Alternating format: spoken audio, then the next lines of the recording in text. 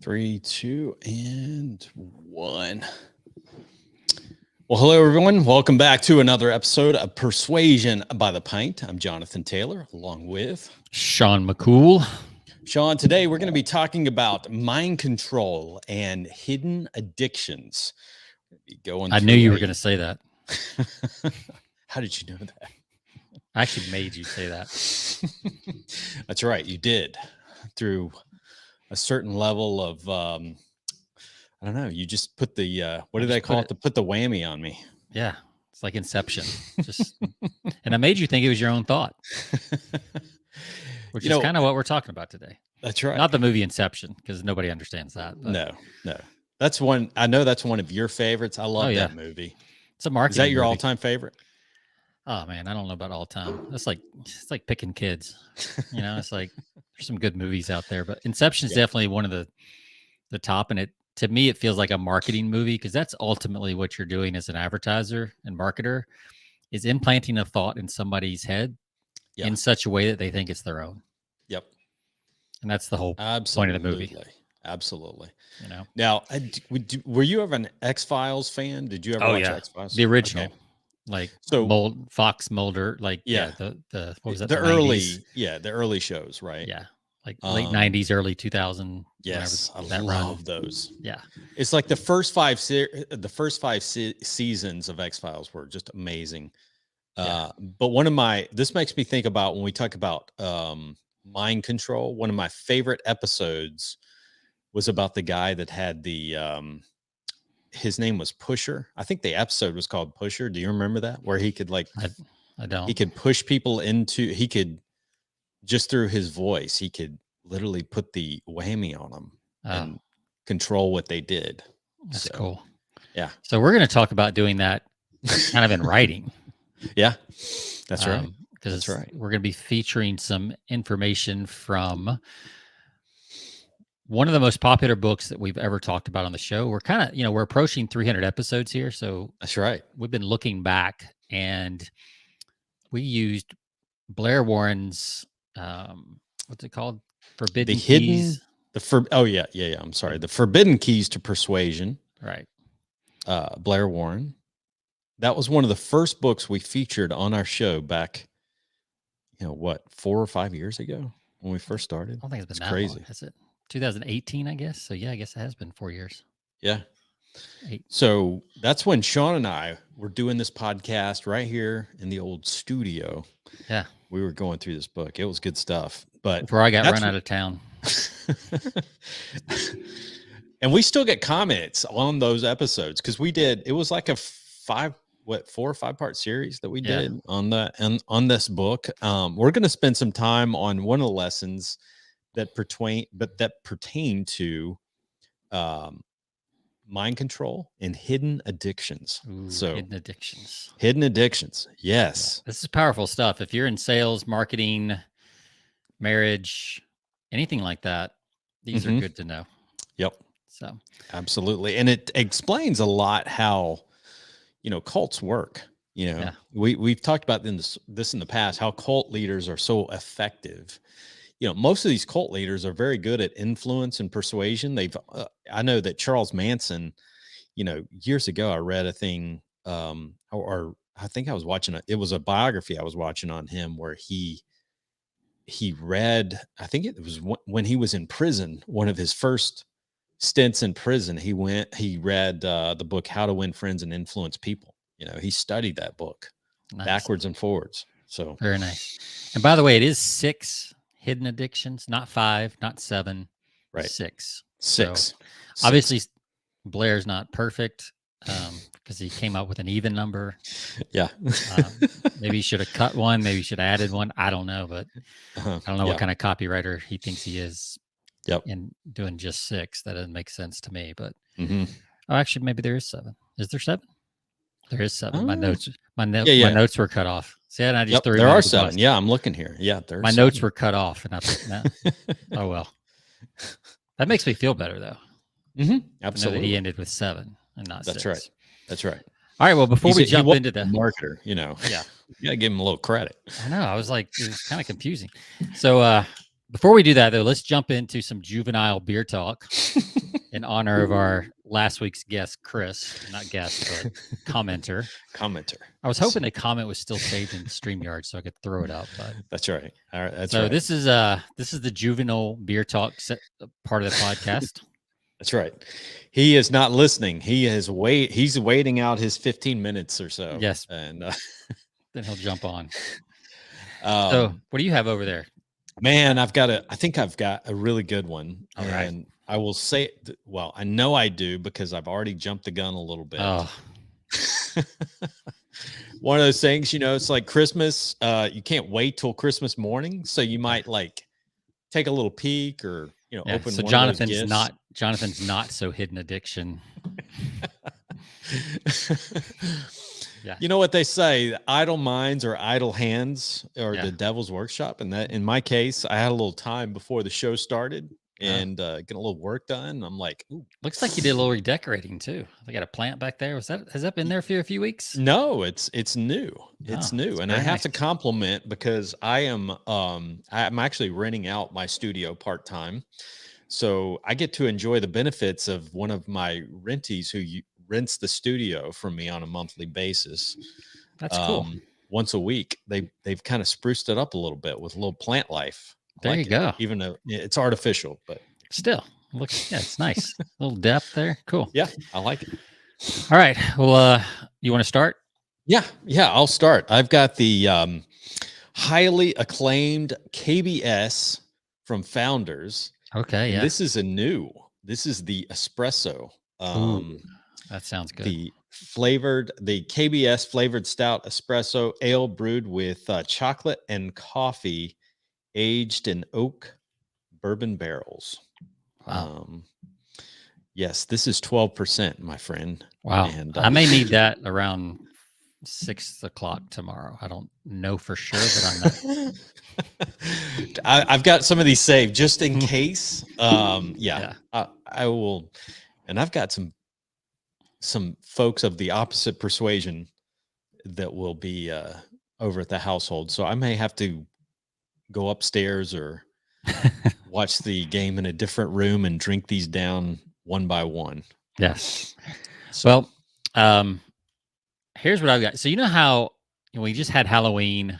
You know how after Halloween there's the leftover candy, and it's in a bowl somewhere, and everybody picks through it, and then there's the same candy kind of left. A just kind of what's the remains? Yeah. Well, this is that beer of my 4-pack. This is the one I've been avoiding. Oh, okay, yeah. So it's the 4-pack from Marty's Little Monsters, and it's called Gummy Boast. Ugh. Yeah, that's a strawberry cream sour.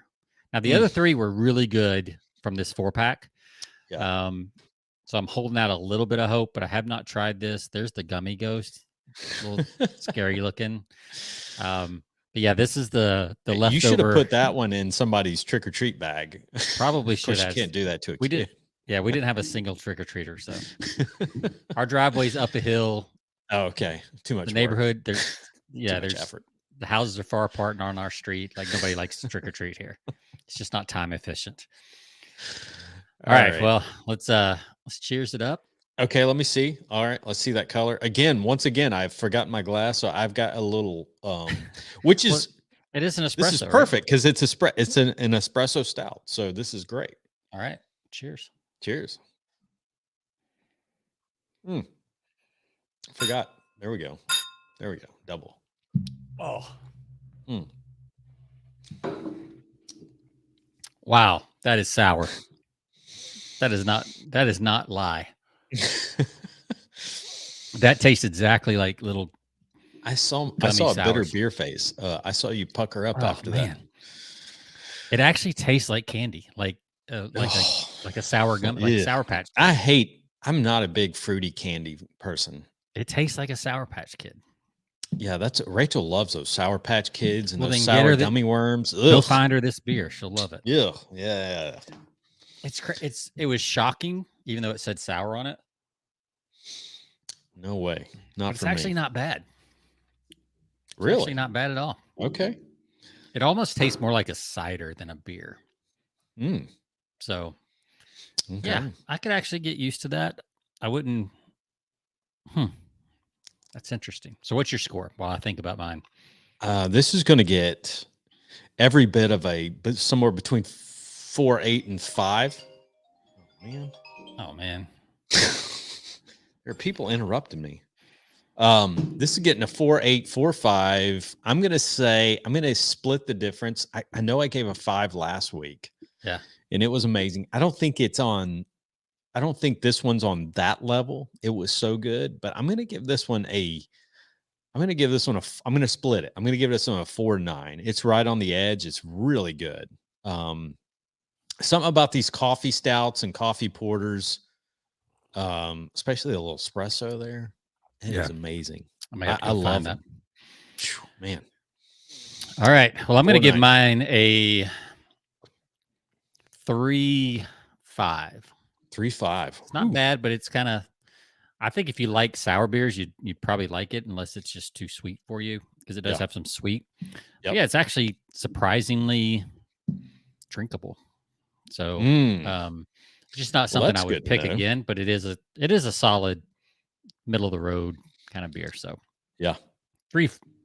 That's 5. Great, man. For that beer, I would have not expected. Yeah, that. I was a little worried. I thought it was going to be like a 2.5, but yeah. No, 3.5. I could probably even bump it up a little bit, but we'll go with 3.5. Okay. All right. So have you finished? You've finished out that series, correct? Yep. Okay. We'll be moving on to Thanksgiving beers, I guess, next. Yes. Get some turkey stouts or something. Oh, yes. Cranberry stout, maybe like a mashed potato stout. Mm-hmm. I'm sure those are out there somewhere. Let's see. I had to see if I can find a Thanksgiving dinner stout. Sweet potato. Yeah, sweet potato pie stout. Oh, that'd be good. That actually might work. Write these down. Send them to somebody. Right. I know there's a couple local brewers around here. See if I can get them to cook up a Thanksgiving leftover stout. Man. Like a turkey leftover sandwich stout, with the cranberry and the bread and the. So good. Yeah, so good. Little stuffing stout, man. Yeah. Little stuffing. Now I'm just getting hungry. So, Tamara came home today with the groceries for Thanksgiving. Kind of getting everything ready and all that. So got the turkey and everything ready, huh? Yeah, she's gathering the materials. That's for sure. The material, yeah. So, do you guys just bake the turkey, fry it, or what do you do? Yeah, bake it in the oven. Bake it, okay. Yeah. Or broil it, roast it, whatever it's called. Yeah, I guess it's roast. I don't know. Yeah. Anyway, let's jump into some hidden addictions. Speaking of food and hidden addictions, let's get into it. It's enough juvenile beer talk for one day. All right, so we're talking. If you've never gotten a copy of this book, I don't even know where you can. You have to Google. It is still out there. Okay. It's on Blair Warren's site. Okay. If you go in he has not touched his site since 2013. But if you go to blairwarren.com and type in the search bar, Forbidden Keys to Persuasion, it will pop up a page, and it's like $20. $20. Best $20 you'll spend on any book. This is about persuasion. Yeah. Yeah. About persuasion. It's fantastic. All right. Where do you want to jump off? You want to jump with the mind control or the addictions, or? Yeah, let's get into addictions, because understanding people's addictions is really the secret to having control over them. Yeah. Right. So you have to understand. So he gets into, as you mentioned at the top of the show, there are 7 addictions that we as human beings all have. And I'll start with the first one is the need to feel needed, right? Yes. People need to feel needed. Yes. So, and I think this is classic when it comes to cults. I mean, that is how they draw people in. If you've read anything about the success or how they operate, how so many of these cult groups operate, they bring you in, and they bring in people who are kind of beaten up and have taken it on the chin, so to speak, in life, and they need to feel needed. They need to feel that they can contribute to something, and that's what they do. So And you have to understand as a marketer, copywriter, that there are people out there that have a craving to feel needed in whatever realm they're working in. I mean, they need to feel like they're contributing something. And Well, it's this not. is this No, this go is a ahead. great way. If you run a nonprofit or a church, the other side of maybe a cult, depending on who you ask. Um, this is how you can get volunteers, or even if for your own brand and Yeah. stuff.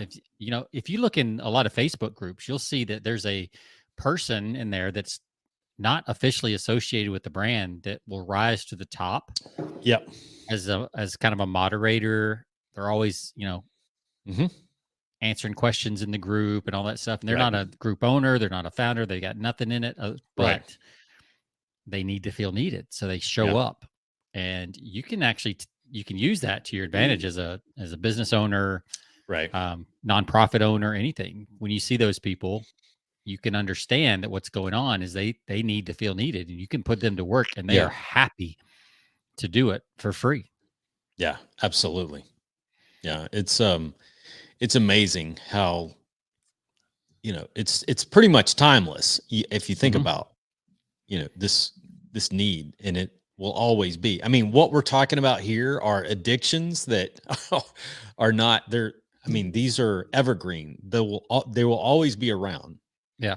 It's human psychology. It's human, it's part of being a human being is we all need to feel needed. That's number one.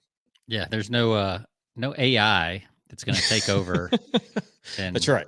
do that. I mean, I don't know. Who knows? Maybe Yeah, there will these be, are but timeless. If you understand these are timeless. And you're right, Sean. There's no software program you can write that will counter these needs in a human being.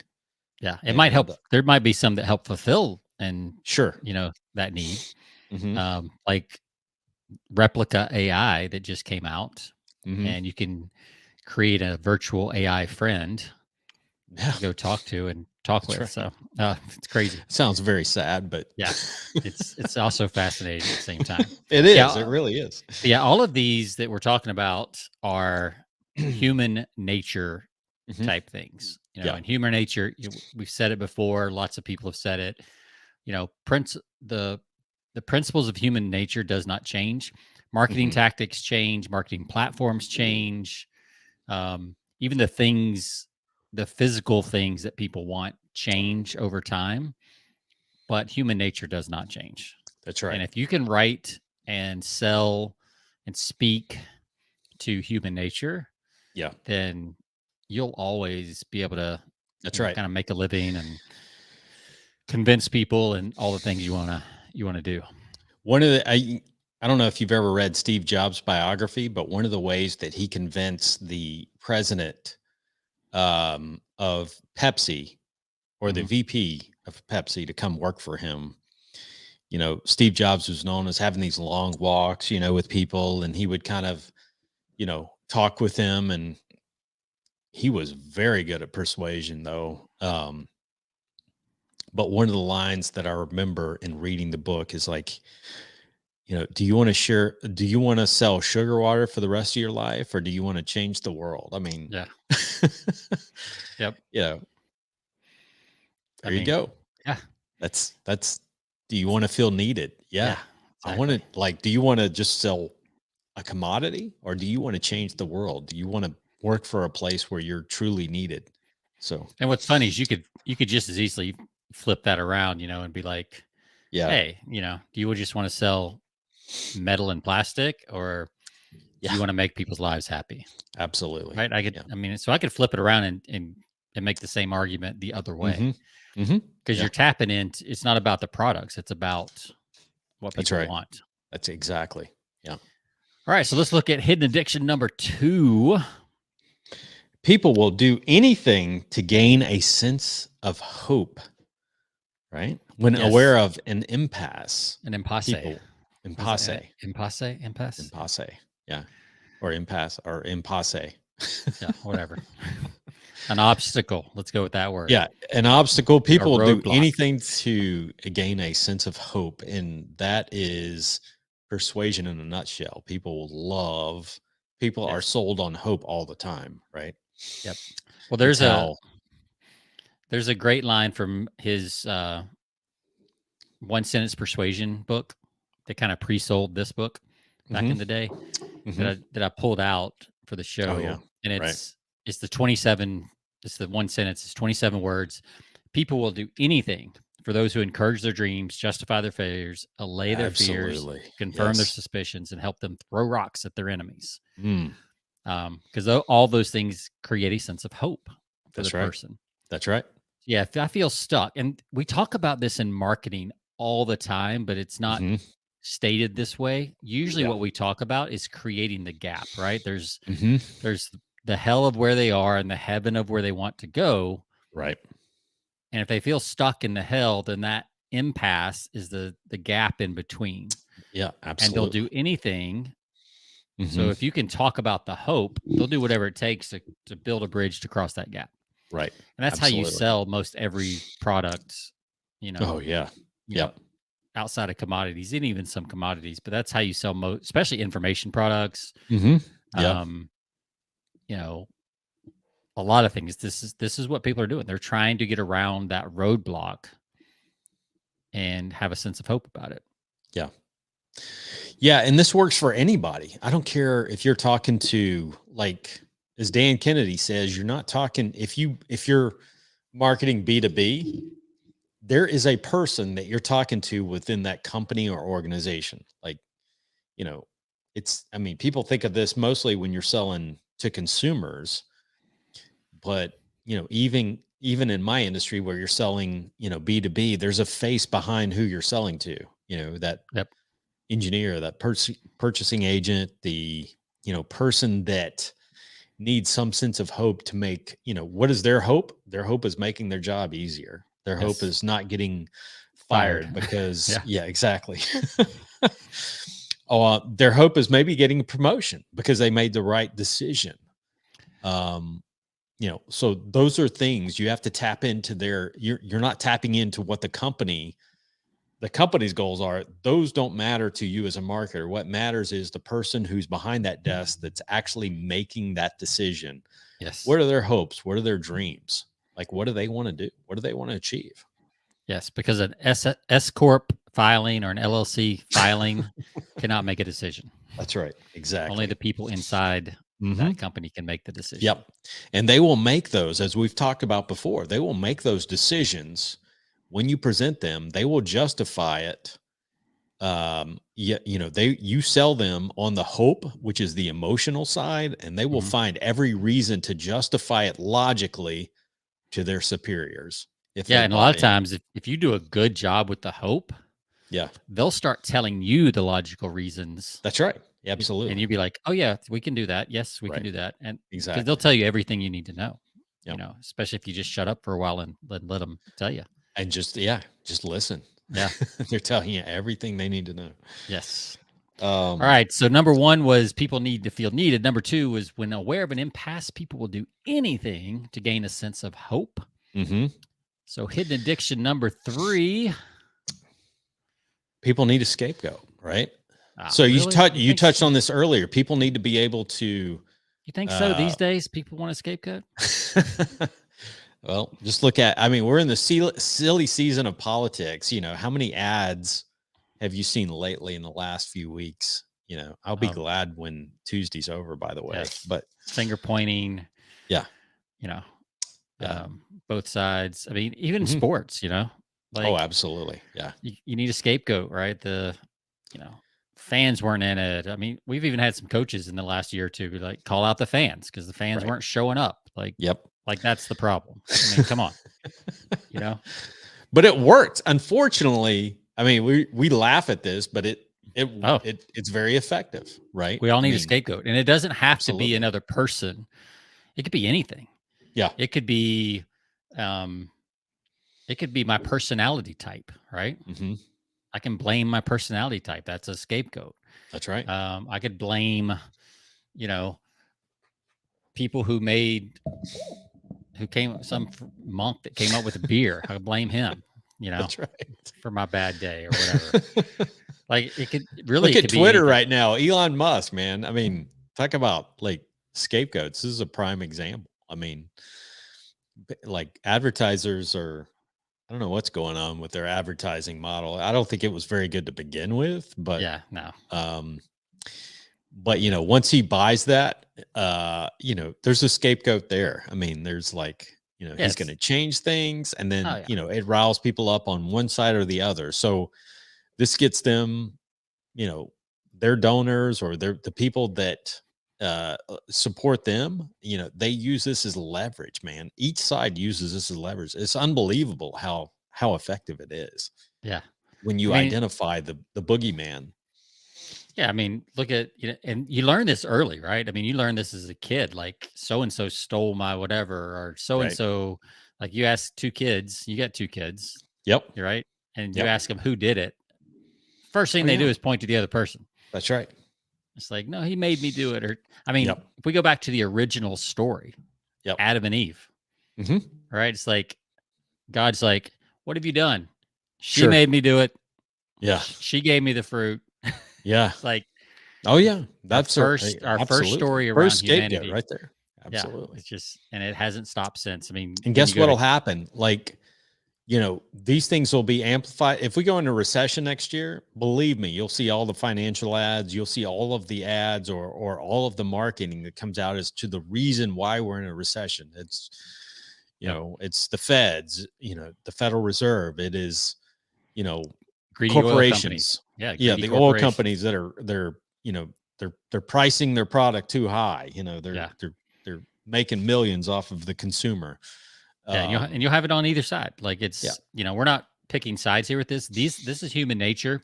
It is. Both sides are going to find, or not both sides, all sides. All sides. Yeah. There's more than two sides. Are going to find a scapegoat because it makes them feel less responsible. Yep. Yeah, exactly. All right. So moving on to number 4. People need to be noticed and feel understood. Yes. Stephen Covey wrote about this, right? Seek first to understand if you want to influence people. That's right. And then to be understood. Right. And the reason that he wrote that is because our tendency, our addiction is to be understood first. So that's why he flipped it and said, no, you need to seek first to understand and then be understood. Yep.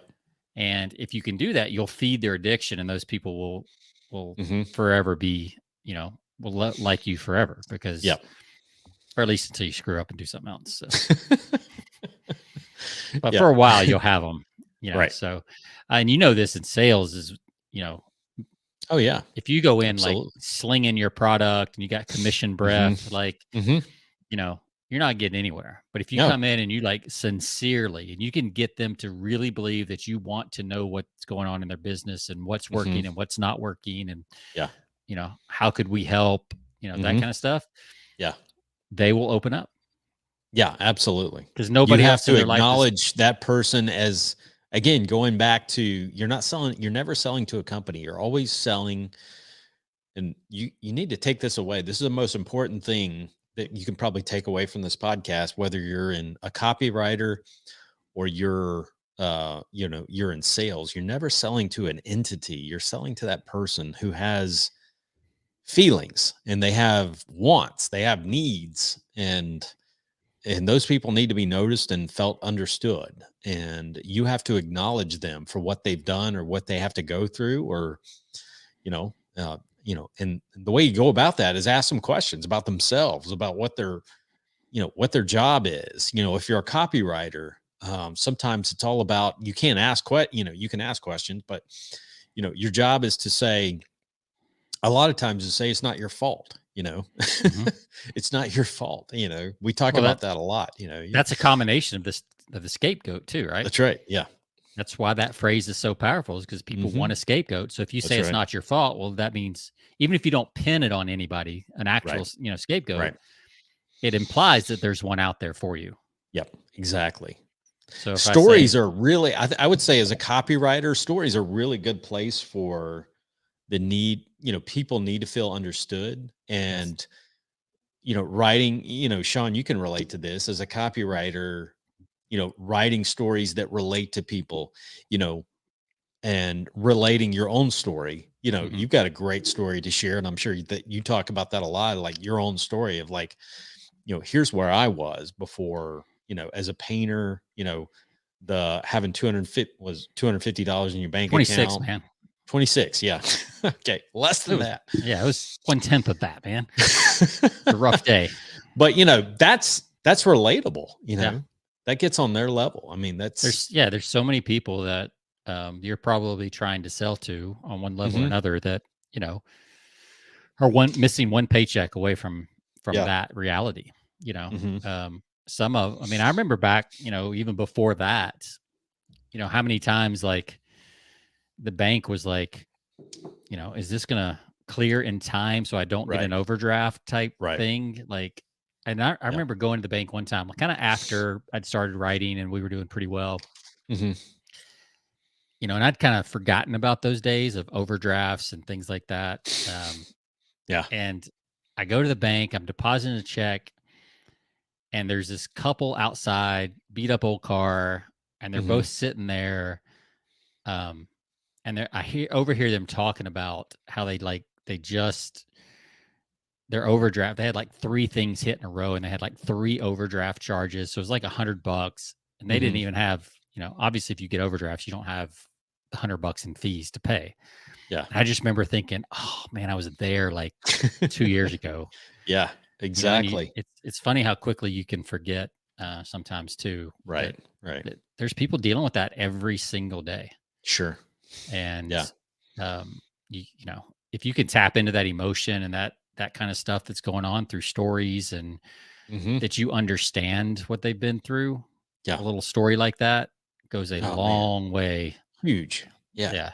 So big. I mean, in yours, even like what you would think is a fairly sterile, cold, industrial environment. Yeah. You could tell a story, a heart-wrenching story about a buyer who made the wrong decision and, ended up getting fired right before Christmas. Like you could doctor that pretty good if you wanted to. Yeah. Absolutely. I'm sure you have some real stories, but I mean, you could, the Wall Street Journal story that's so famous, the ad, the 2 men, that's half of that story is about not being the guy who's stuck in the same career for 30 years. Sure. Yeah. Right. So that's the one side, like, to be understood that what it's like to stay kind of in the same middle management job for 20 or 30 years. They laid it out in that ad very quickly and succinctly, but people on that half could relate to it and then see this as a hope, right? Because they're in an impasse, addiction number 2. So the Wall Street Journal becomes a hope for them. Yep. Absolutely. On the other side, the guy who was already successful, it reassures him that what he's doing, reading the Wall Street Journal and getting knowledge, is the right path. Right. So either way, you're understanding where they're at in their life. Absolutely. Yeah. So. Yeah. Right. I mean, stories are just an amazing way. And if you can use your own personal stories to relate to them, that's even better. It's one thing to use other people's stories or, someone, but if you can, share about your own story and, you and I remember the last big recession quite well. I mean, like 2008, I mean, that was a life-changing time for me because that was like the awakening for me that made me aware that, I don't care who you hitch your wagon to. It's in terms of if you work for a corporate entity, no matter what you do, you can be let go. I mean, you have no control over your future. So it's funny you say that. Like an email I got today from Charter, like the chart company, not Charter, the cable company. Says they showed a graph. It says the list of tech companies and startups with the layoffs just keeps growing. Oh yeah. So Twitter, Stripe, and Lyft. Obviously, Twitter's it's not necessarily a recession reason. They're just cleaning house. Yeah. But Stripe and Lyft, and Stripe was the most shocking because that's such a broad indicator of the economy. Oh, absolutely. Because it's a payment processor. They laid off 1,000 of their 7,000 people. which is pretty significant. That's a big huge. layoff. And this is the first big round of layoffs since 2008. I mean, not counting the pandemic, because that was kind of industry specific. Yep. But yeah, since 2008, this is the first kind of real round of layoffs that a lot of people have seen. Yeah. So there's a whole generation that, has not seen a job market like this. So that's right. It's interesting. Yeah. So there's going to be an opportunity to sell and provide services to those people. Sure. If you can understand what it feels like to lose your job and be laid off. Yeah. There's an opportunity there to offer services that give them a sense of hope. Yep. And you can blame the companies. I'm trying to get all the addictions here tied in. You can blame the company or the economy or the president as the scapegoat. So that's right. It would not be hard to write that letter. So, Indeed, the job company, probably the biggest job company right now. Yeah. They should be pressing into all these things right now. That's big time. Yeah. And selling their premium resume building services. That's right. Which they are advertising a lot right now, which is smart. Yeah. Yeah. That is smart for them. But I mean, those stories are great if you can share those, because it makes you feel vulnerable. I mean, it shows a vulnerable side of you, if you can share, like I share stories a lot of the 2008, when that happened, I got laid off from my company, and that was, like I said, that was like the epiphany for me. It's like, it doesn't matter what your, how much success you can achieve within a company. If they, if they're in a situation where they're over leveraged, they have to make some very difficult decisions. And sometimes you're part of that. So, and you never expect it. No, you never expect it. Like even when even when you expect it, like you don't expect it that day. Exactly. Right. It's like, oh, maybe I got another month, and then like you get the call that day. It's like, oh, that's right. All right. It was like 2 months after that.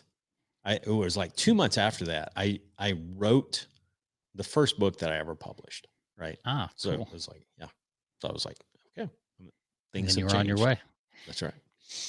All right. Hidden addiction number 5. People need to know things others don't know, and things they aren't supposed to know. Oh, forbidden knowledge. The secrets. Like, it's funny. Like, if I didn't think about this, but I'm listening to a new podcast series that is going through the Old Testament. Okay. From a Jewish rabbi's point of view. And it's fascinating because there's so much more depth and nuance than what we understand in Western culture. And I'm just thinking as I go through these, like all of these were in the original story in Genesis. Yeah. Like people need to know things others don't know, things they are. I mean, the whole tree of good knowledge of good and evil. Yeah. Here it is right here. So all these, sure. We said these were human nature type things. And when they wrote the story, of, those first 3 or 4 or 5 chapters of Genesis, like all these things about human nature are in there. Yeah. Every one of these things.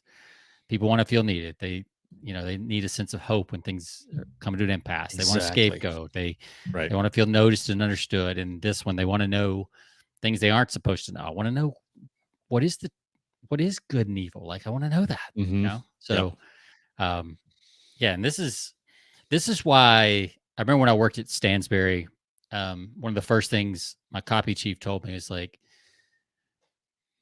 I said something about secrets because they use secrets a lot, the word secrets in headlines. I was like, isn't that used a lot? He's like, yeah. He's like, it keeps working. Works every time. He said, because it's always a secret to somebody that's reading. Well, I mean, think about the title of this book. It's called The Hidden Keys. Yeah. Hidden, right? You're not supposed to know. When they're hidden, you're not supposed to know. So, but yeah, secrets, hidden. Behind closed doors. Like, that's right. Little known secrets. Exclusive access. All of these, man. Yeah. And it goes back to, like you're talking about that desire to know the unknown. Yeah. But also the scarcity factor, and influence is lack of availability to the public.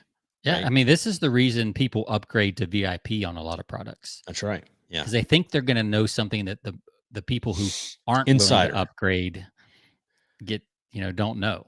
What is this? Insider information, right? Yes. I love that. I don't care how many times I've ever heard insider information. I just love that. Yeah. It's like, you got to know. I mean, it's so powerful, it's illegal.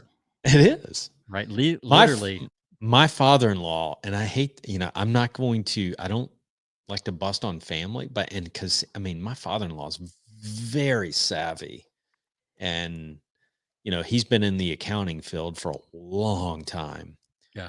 But he gets, anybody can get persuaded by this. He got persuaded by it during the crypto mania. Yeah. On a lot of this secret or hidden info on the crypto industry. Yeah. That he took part in. Made some good money, lost a lot of money too. So yeah. It's like somebody told me, I remember there was this guy I knew, he told a joke. He's like, yeah, I've lost 225 pounds. It's like, I gained 226, but it took me 13 years and 14 different tries. But that's right. Yeah. Yep. But that need to know things others don't know, that secrets, insider information, that is so powerful. I love it.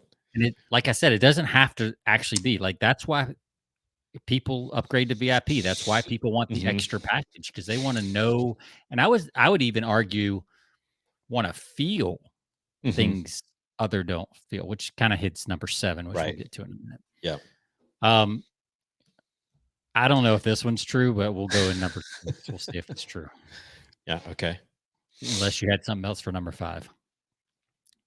No, I was thinking about a guy that, I love that, that addiction, for that insider information. There's, we talk about college football, but there's I don't know if you ever subscribe to any of these, preseason publications, but sometimes there's one that I'll pick up in particular, and it's a guy that does a fantastic job. But the reason I'm hooked on what he puts out, is like, because I like to get an overview of what, sometimes what the season looks like. So I'll pick up a copy of his magazine, but he puts like, he's really good. Part of it's marketing. Part of my attention to this magazine is not just college football, but it is from his standpoint, he's an excellent marketer. He's probably one of the best marketers in the, college football industry, in terms of like media guys that puts out, a lot of information. But it's a guy named Phil Steele. He puts this stuff out, but he puts at, I noticed on his magazines, his print magazines, which are still a thing, you can go to it and get a magazine with all this information. But he puts on at the very top of the magazine cover, like, it's like the inside secrets that only the experts rely on, right? Like only the experts, or the media savvy experts in the industry. Yeah. They use that information. Well, it occurs to me, kind of as we're talking about this, I hadn't made this connection before, but this need to know things others don't know. So you got addiction number 5. Yep.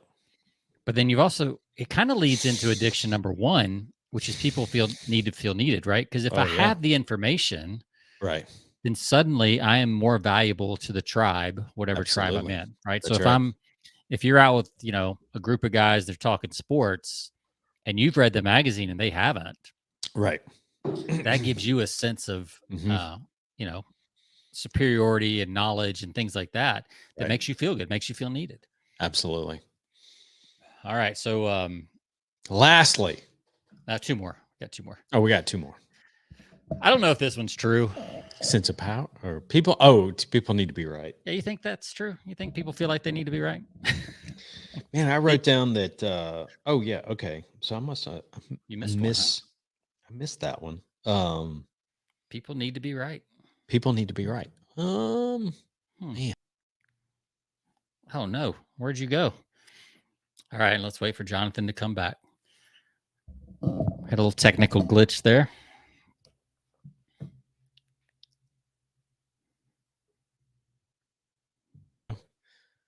Just got kicked off. Sean kicked me off. Yeah.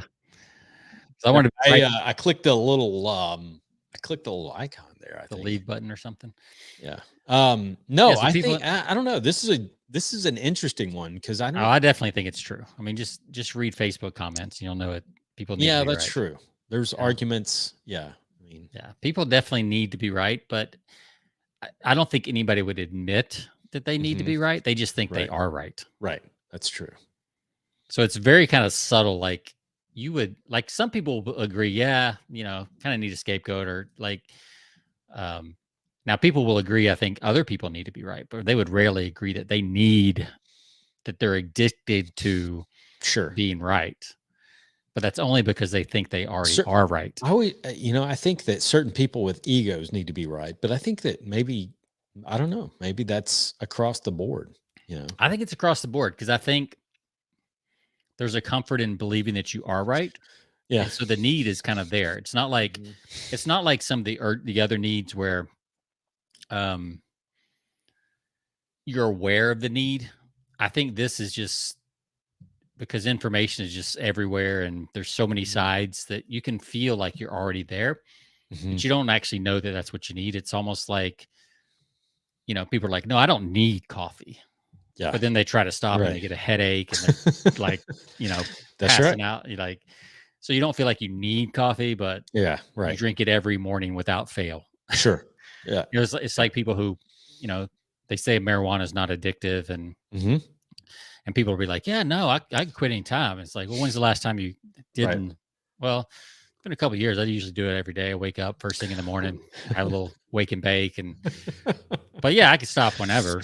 Like, Absolutely. It's one of those, I mean, that's what addictions are. They control your life without you realizing that it's controlling your life. Right. Especially the really powerful ones. Like some of them, you're out of control, you're addicted and you still got to have it. I think this is one of those little bit more subtle addictions. Sure. Because like I said, you already feel like you already are right. Yeah. Whether you are or not, you feel like you already are. So you don't feel like there's a gap or a missing thing there. Right. So. Yeah. And then the final one, let's do a recap real quick before. So first was people need to feel needed. Second was, people will do anything to gain a sense of hope when they're stuck. Absolutely. Number 3 was people need a scapegoat. That's right. Who's the fault for all your problems in life? Yes, that's a big one. People need to be noticed and feel understood. People need to know things other don't. Secrets, insider secrets. Number 6, people need to be right. And number 7, to wrap up the show, people need to feel a sense of power. Power. Now, I bet there's a lot of people out there. Maybe, I mean, we've got some pretty savvy listeners, but I could see people arguing with this one too. Like, oh, I don't need to. Power comes in different forms. Exactly. So. Yeah. This is another one of those subtle ones. Right. If I said control, you'd probably agree a lot more than power. But it's kind of the same thing. Control and power, kind of the same thing. Yep. Yeah, I think that control is probably the better word there. But we'll go with power. I mean, we could substitute control. But I think everybody likes to have a sense of control. Yeah. And I don't know, maybe like power is actually more accurate, but people are willing to admit they need control. So it's one of those things, like if I was writing copy, I would probably never say you want power over your life. Right. Well, maybe some niches, but for the most part, I'd probably say control. Yeah. Because I do think it's a little softer and people are more willing to accept that. Because, he's writing this to other marketers. When Blair wrote this, he's writing to other marketers how things work. So some of the ways he's saying this, you would never use these phrases necessarily in copy. Sure. Right. You're not going to tell people necessarily they need a scapegoat. You're just going to give an example that they can relate to. Or like you said, just say it's not your fault. Right. Without getting into who the scapegoat actually is. Right. Although it's good to, because if you can throw rocks at somebody, that's great. But yeah, I think power is, we want power over our lives. We want power. And that comes in multiple ways. I mean, that's not necessarily like, executive power that a lot of people think of. Sometimes that's power, that's just having control over the future, not Or the being, power of choice, right? It's like, yeah, exactly. Having choice, being able to make choices and say, you don't have to work a 9 to 5, right? I mean, you don't have to work for a company 9 to 5 anymore. You can, there are other options out there. You can have control of your life. You can have control of your lifestyle, without giving up your freedom, or your, a lot of flexibility, and that's big for a lot of people nowadays. I mean, you think about how often is that used in marketing to people that want control of their life. It's not about so much money, but it's about freedom, right? And people market to freedom all the time. If you simply focused on the monetary, rewards of what you might make, I mean, that's only part of it. I mean, you're not going to attract everybody, but if you focus on the amount of control and power that people have in their lives of being able to do what they want to do and still have a good income in life and be able to provide for their family and meet all their needs. Yeah. I mean, that's ultimately what people want is control. Yeah. And if you think about money, I mean, money is one of those tools that gives you a sense of power, right? Absolutely. I mean, money, look, like it or not, money buys choices. Exactly. Like all the time. Money will give you the opportunity to choose to send your kid to public school or private school, allow them to go to, local rec league baseball or traveling baseball team. Like, but it takes money to do that. And that money gives you a sense of power because it gives you choice. That's right. So really, as we talk this out, I think people need to feel a sense of power is really choice is what it comes down to. It is. Yeah. So if they feel like they have choices, then they feel like they have power in the situation. Just like you said, if I need time off from work and I work for a boss that, has me working 10 hours a day, 6 days a week, and days off are not negotiable. Yeah. 2 weeks of paid vacation. That's it. That's all you get, And even then you better be checking in. That's right. So it's like, it's like that choice is what gives a sense of power, and you can buy those choices with money, with time, with some other things. So absolutely. So I think all these are true. Do you have a favorite as we wrap this up? Oh man, either that you most that I like to with? use or that I'm more attracted to. Either one. Those are two different questions. Yeah. So which one do you think is most powerful when, on average, when you're in negotiations and selling to your clients, your customers? Oh, in my industry, I would say hope more than anything. Really interesting. Impasse people will do anything for a sense of hope, and I probably use that one more. I would say that I use that one more than anything. I would not have guessed that. That's cool. Because ultimately, like I said, it's all about human psychology. Yeah. And you can be a master salesperson. I've always said this. If you can be a master salesperson, if you understand human psychology, you don't have to understand the business that you're in. I mean, that's just part of it. You're going to learn that as you go. Understanding human psychology is the most important thing you can ever understand or learn if you're in the world of sales, ultimately, because it's transferable. You can transfer it to any industry because there's human beings behind the desk of every industry, every company that you sell to. I don't care what you're doing. There are human beings and they have problems and they have needs. And I think that understanding what their needs are and offering a sense of hope for the people that you sell to is ultimately what you need to understand in sales. So, I mean, there's a lot of good things, but to me, that's probably the biggest one. And it boils down to empathy, understanding who you're selling to and really asking the right questions and getting on their level and understanding what their greatest needs and what their greatest fears are, So I agree. I think for me, it's probably, I think if I look back on a lot of my copy that I've written for different industries, it's actually number 7. Okay. When we frame it in the idea of choice and, either time savings, money creation, like most of the things I've written kind of end up in one of those categories, which is all sets of power. Now, if I was writing nonprofit stuff or election type stuff or political stuff, I would definitely go with number 1, which is people need to feel needed. Yeah. Especially when you're donating money. Like you think about the super sad, pet commercials, Sarah McLaughlin, Oh yeah. sad pet commercials. Right. Like that's what they're playing on, right? Is that we need your help. I mean, they literally say that in the commercials, like these animals need your help. Oh, I know. Yeah. Come save them. Just and that music just kills it. I mean, that music just like with the sad little shaking things. And I saw comedians, they can take anything and like turn it into funny. So I saw this comedian talking about one of those ads. He's like, I'm not giving to those animals. I know they're okay. They're doing commercials. They're not homeless. They're on TV. They're on TV. They're living well, man. So I thought that was funny. It's one of the. But you hear a Sarah McLaughlin song, man.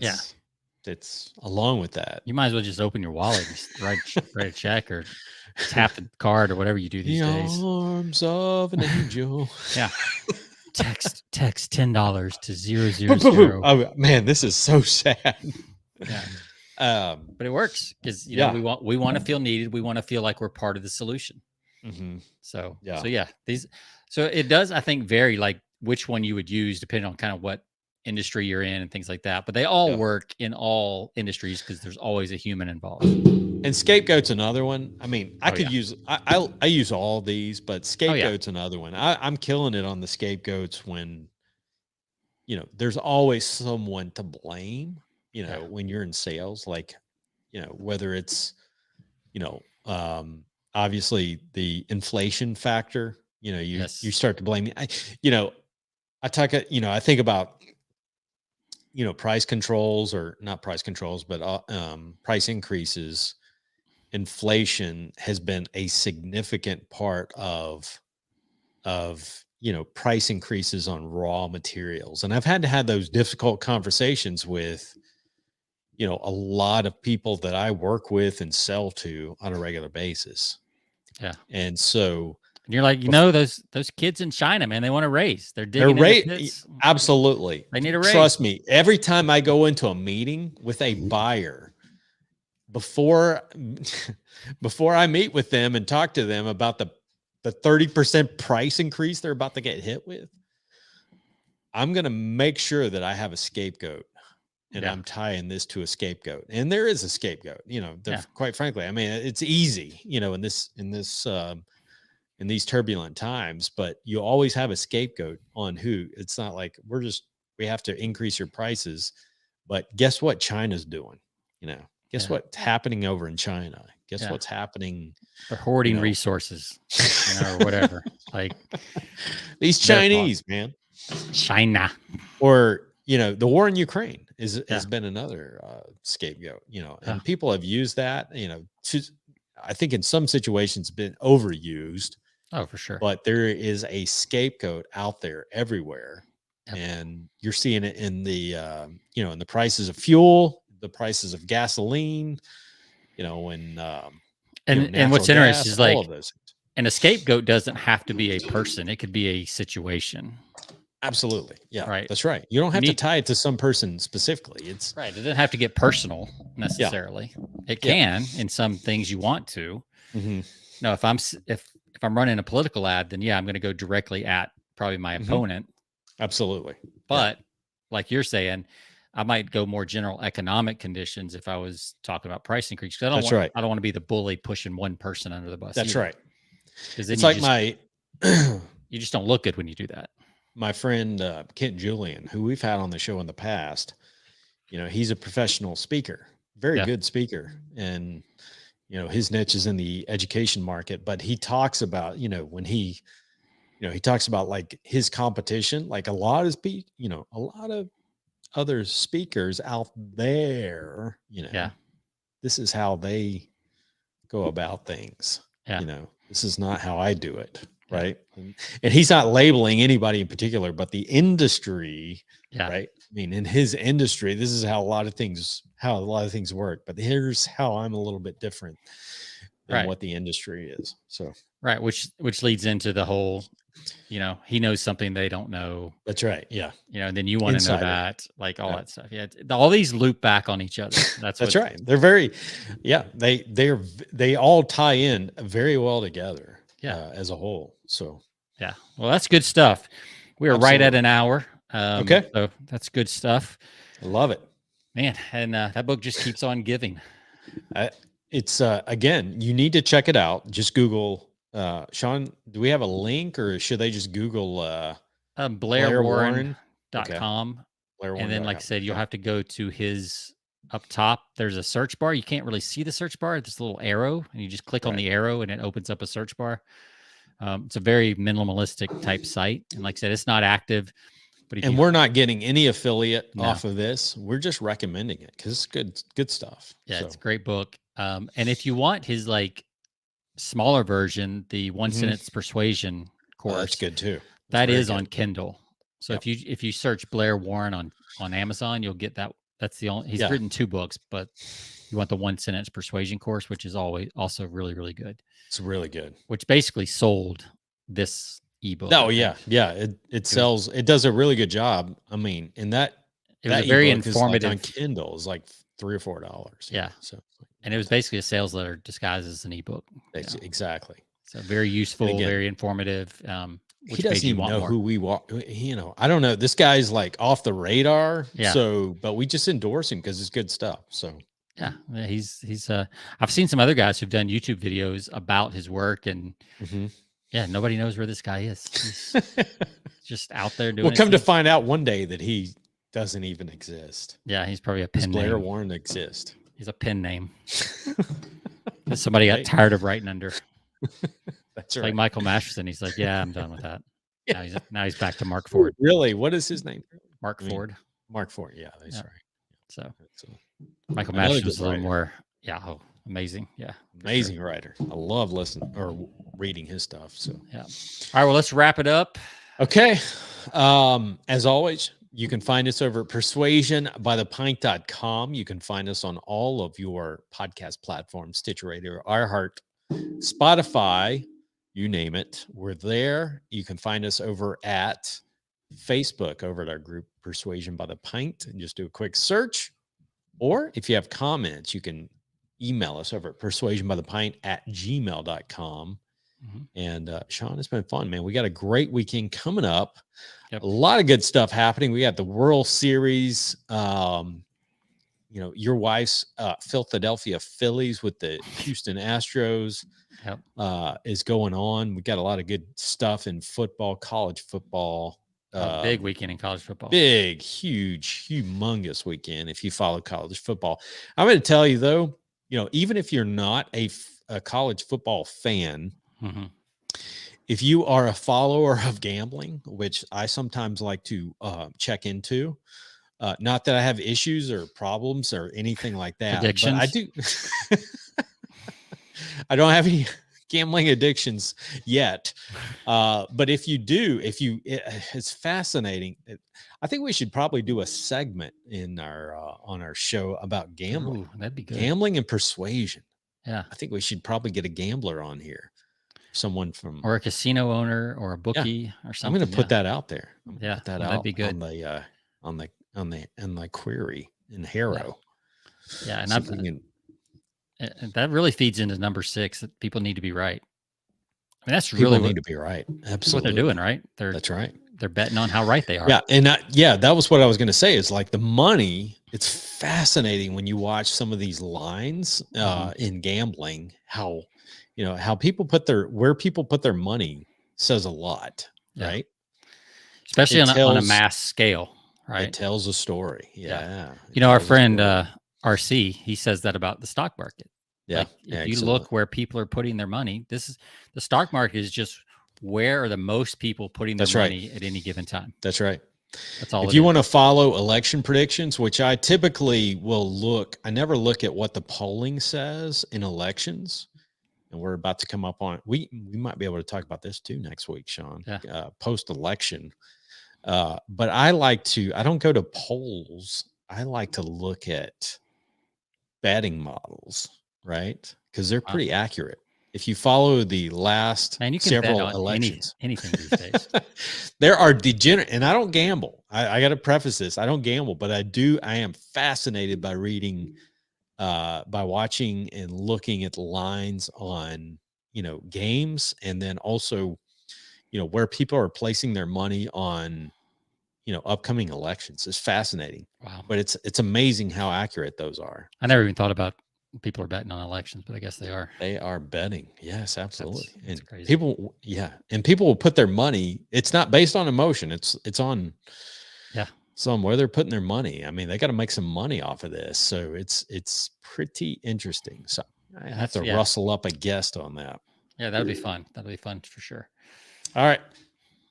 Good stuff. Hey, we'll see you guys next week. Sean, it's been fun. Have a great weekend. We'll talk to you next week. See ya.